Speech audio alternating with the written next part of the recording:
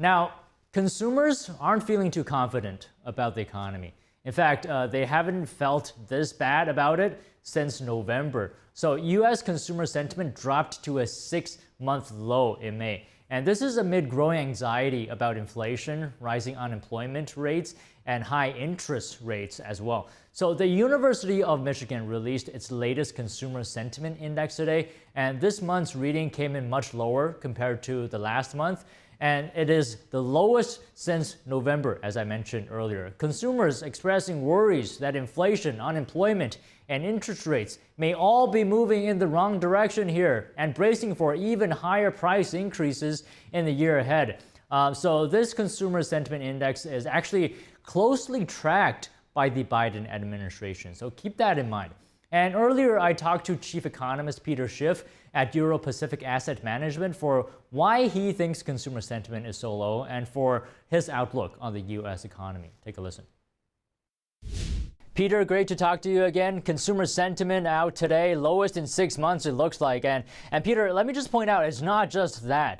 The most recent jobs report, sharp drop in jobs added. Unemployment up. The most recent GDP estimate coming in low. And just yesterday, jobless claims, highest in 8 months. Peter, what's happening here? Well, if consumers only knew just how much worse it's going to get, confidence would be even lower. They're actually a little bit too optimistic about the future. What they're really concerned about is rising inflation and high interest rates. And the problem is interest rates aren't really high yet. And unless the Fed raises rates even more, inflation is going much higher. So the Fed is in a box if it tries to raise consumer confidence, because if it tries to fight inflation, which is worrying the consumer, it's got to raise interest rates. But that's already worrying the consumer. And so higher rates to fight inflation may cause confidence to fall even further. On the other hand, if the Fed doesn't raise rates or cuts them as planned, inflation is going to get a whole lot worse, which means consumer confidence can only go down. The Fed is planning on reducing rates, despite the fact that rates are still too low. But the problem is Americans have so much debt that even these low rates are too high. That's the main reason the Fed stopped hiking, because we started to see another financial crisis as the banks started to fail. And the U.S. government is in a bind fiscally. Every time the Fed raises rates, it causes budget deficits to widen, because now the government has to spend more interest to cover its debts. Plus, it also weakens the economy, so tax receipts go down. So as the budget deficits are swelling, that puts more upward pressure on inflation. And so as the Fed tries to fight inflation by hiking rates, it just ends up making it worse. So are you seeing inflation flaring up again? Because we did see CPI go up for the past 3 months. Yeah, well, inflation's headed back up. I mean, it only went down temporarily. That decline from 9% to 3% was transitory. Now we're headed back up. We'll be above 9% before we get down to 2%. I have no idea when we're going to get to 2%. It may not be for decades.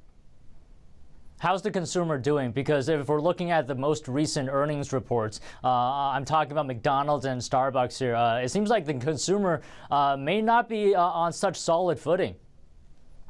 No, he's on life support right now. The consumer's in a lot of trouble. He's got a record amount of debt, credit card debt, household debt. Savings are totally depleted. The cost of living has skyrocketed and is going much higher.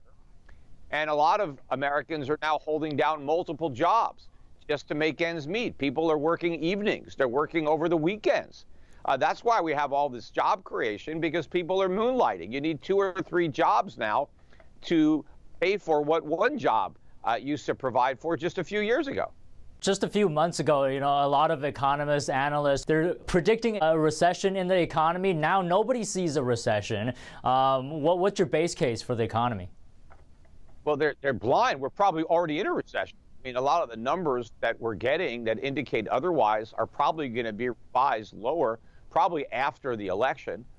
But not only are we going to be in a recession, or we're already in one, but inflation is going to get worse. So it's stagflation. And Powell just said at the last press conference he doesn't see any signs of stagnation or inflation. And he's wrong on both counts. I mean, the signs are obvious to everybody, maybe except the people on the FOMC who couldn't see the 2008 financial crisis coming, who believed that the 2021 inflation was transitory. They're wrong again. This is stagflation, except stagnation is going to be more like depression. And the inflation part could be closer to hyperinflation. That's how bad it's going to be. What does the U.S. need to do to turn the ship around? Well, I mean, at this point, I don't know that you could turn it around. It's a little late for that. But there are things that we could do to mitigate the damage when, we collide with the iceberg or whatever we're going to hit. But what we need is dramatic cuts to government spending. We need much lower budget deficits. In fact, it'd be nice to have some surpluses to start paying down the debt. But the government is doing the opposite of what it needs to do. It's increasing spending. And so it's making the problem worse. So I don't see any political will in Washington to take the steps that are necessary to soften the impact. So we're going to, hit full steam ahead.